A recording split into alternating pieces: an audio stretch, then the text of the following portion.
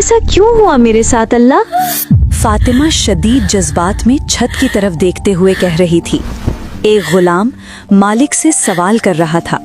आंखों से सैलाब रवां थे, हल्क जैसे बंद हो रहा था। तुम्हें गुस्सा नहीं आता उनकी बातों पर? गुस्सा तो नहीं, मगर दिल जरूर दुखता है। फिर तुम कैसे खामोश रह लेती हो? अल्लाह थाम लेते हैं ना, फिर सब्र करना आसान हो जाता है। कभी कभी मुझे तुम्हारी बातें समझ नहीं आती कुर्रत।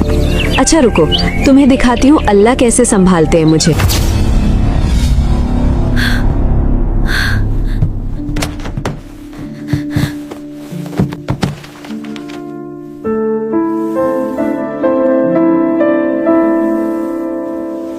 उसने बहुत एहतियात से वो सफ़ेद चमकती हुई जिल्द वाली किताब निकाली और उसे देखने लगी।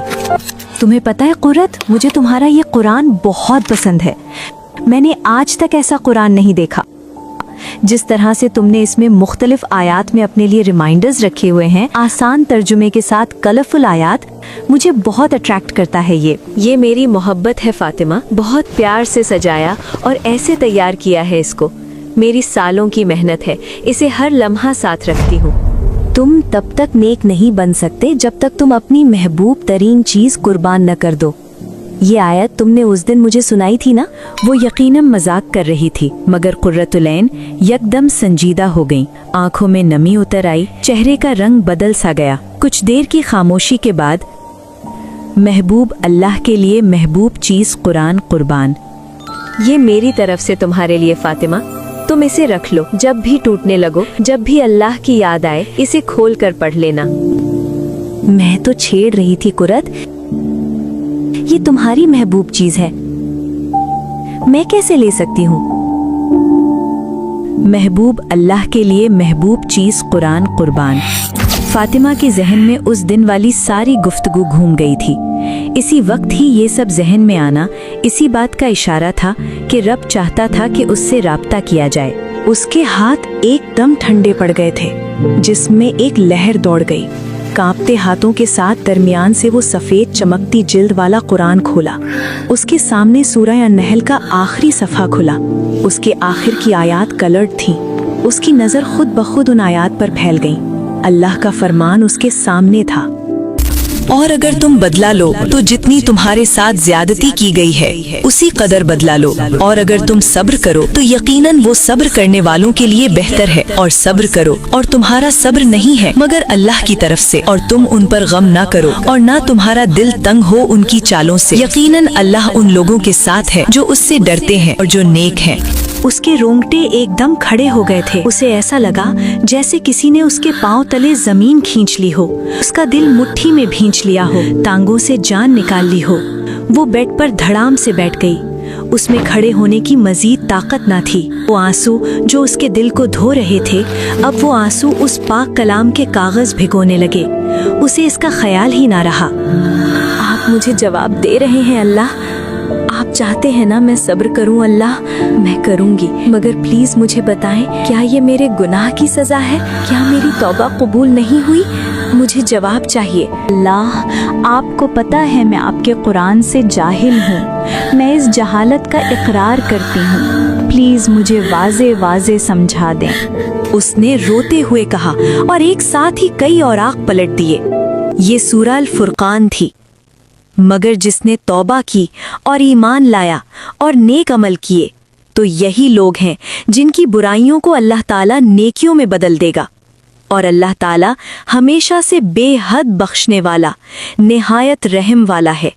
उससे मजीद बर्दाश्त न किया गया। उसने जल्दी से कुरान बेड के क्राउन पर रखा और संगे मरमर के ठंडे फर्श पर सजदे में गिर गई। क्या वो रब वाकई इतना करीब था कि इधर जबान से अल्फाज निकले और उधर सामने उसके सवाल का जवाब मौजूद था? अल्लाहु अकबर।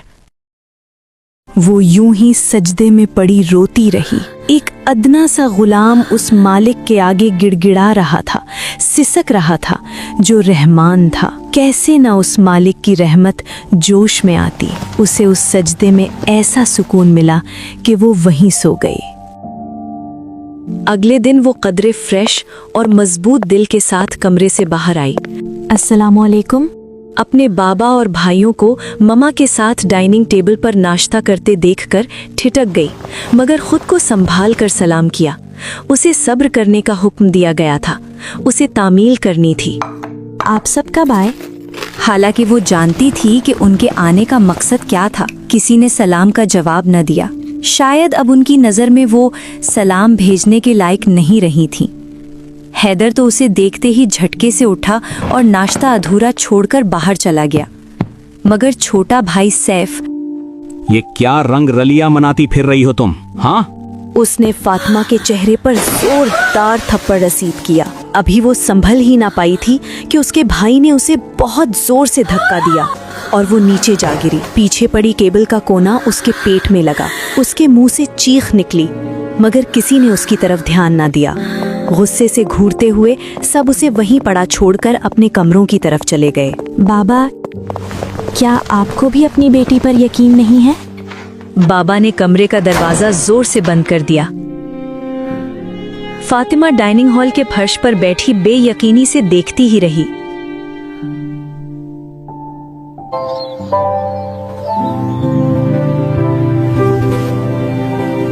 उसके मुतल्लिक ये बातें यूनिवर्सिटी में फैल चुकी थीं। उसके लिए वहां जाकर सबका सामना करना बहुत मुश्किल था। वो सोच भी नहीं सकती थी कि कोई इंसान किसी की जिंदगी इस हद तक बर्बाद कर सकता है। ये वही इंसान ही तो था जिससे शादी के ख्वाब देखे थे। अब उसे समझ आता था कि ये मोहब्बत नहीं थी। मोहब्बत कहाँ लोगों में बदनाम करती है।